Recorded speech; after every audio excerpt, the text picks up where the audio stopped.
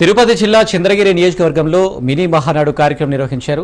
ఈ కార్యక్రమానికి ఎమ్మెల్యే పులివర్తి నాని పాల్గొన్నారు. ఈ నెల 27న జరగబోయే టీడీపీ మహానాడుకు పార్టీ శ్రేణులు భారీగా తరలి రావాలని ఎమ్మెల్యే పులివర్తి నాని పిలుపునిచ్చారు. గత 11 నెలల కూటమి పాలనలో చంద్రగిరి నియోజకవర్గం అభివృద్ధి బాటలో నడుస్తుందని అంటున్న చంద్రగిరి ఎమ్మెల్యే పులివర్తి నానితో మా ప్రతినిధి కిరణ్ ఫేస్ టు ఫేస్.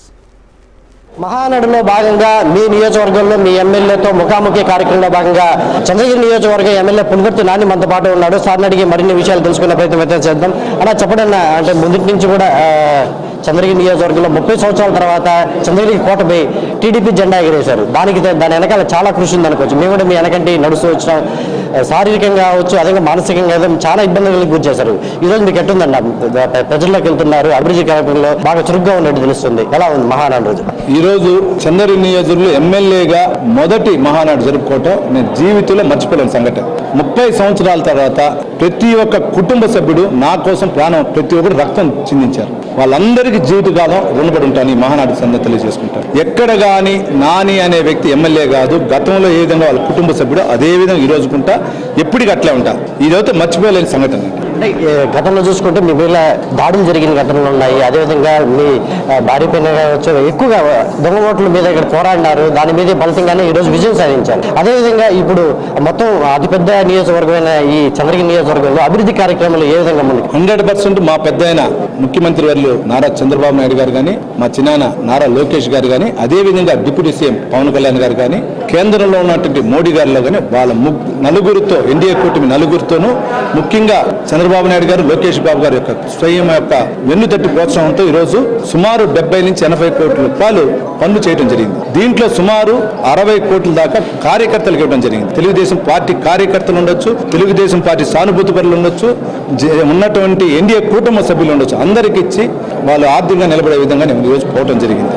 ఇదంతా ఎందుకు చెప్తున్నా అంటే గతంలో 10 సంవత్సరాలు పాలించిన ఎమ్మెల్యే 5 సంవత్సరాలు రూలింగ్ లేదు, నేనేం చేయలేదన్నాడు. రూలింగ్ వచ్చిన 5 సంవత్సరాలు ఆయన చేసిన పని ఆయన కుటుంబం ఎదిగే తప్పించి చంద్రగిరి నియోజకవర్గం కుటుంబం ఎదిగేదానికి ఎక్కడ చూడాల.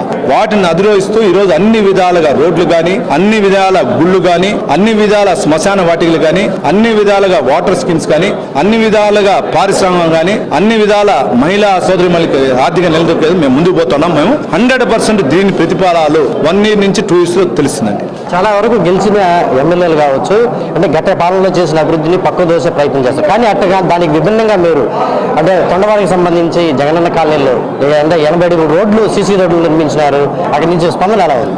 నిజంగా అండి, ఆ కాలనీ గెలిచినాక వెళ్ళా చూస్తే చంద్రగిరి నడిబొడ్డు తిరుపతికి కేంద్రంగా నడిబొడ్డు 10 కిలోమీటర్లు ఉన్న కాలనీలో ఇటువంటి దుస్థితి ఉందా అని చూసి నాకే బాధేసింది. దాంట్లో గతంలో ఉన్న పాలకుడు, ఆయన ఒక అనుచరులు వాళ్ళు ఫ్లాట్లు ఆక్యుపై చేసుకుని బినాములు పెడితే అమ్ముకున్నారు. కానీ ప్రజల సౌకర్యాలు ఎక్కడ చూడాలి. అక్కడ వచ్చినవందరూ కూడా బిలో పావర్టీని కూలీ నాలి చేసే వ్యక్తులు. ఆ రోజు మాట్లాడా, చెప్పిన వెంటనే ఆ రోజు హౌసింగ్ మినిస్టర్ గారు మళ్ళీ తర్వాత తీసుకుని వెళ్ళారు. హౌసింగ్ మినిస్టర్ తర్వాత కలెక్టర్ గారిని తీసుకుని వెళ్ళారు. దాని తర్వాత డిపార్ట్మెంట్ తీసుకుని ఈరోజు సుమారు 40 కోట్లతో అభివృద్ధి పనులు స్టార్ట్ చేశా.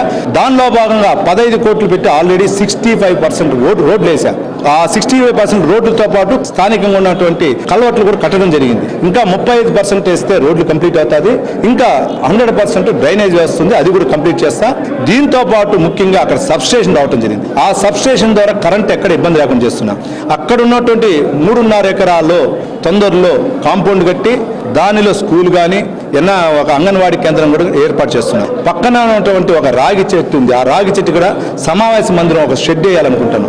వీటన్నిటిని కూడా ముందుకు తీసుకుని వెళ్తున్నా. ఈ నెక్స్ట్ 2025-26కి అక్కడ ఉన్నటువంటి ఆ కాలనీ పేరు కూడా అందరి ఒక సమక్షంలో, నాయకులు ప్రజల సమక్షంలో నందమూరి తారక రామానగరం పేరు కూడా పెట్టడం జరిగింది. అదొక పంచాయతీ కూడా చేస్తున్నామండి.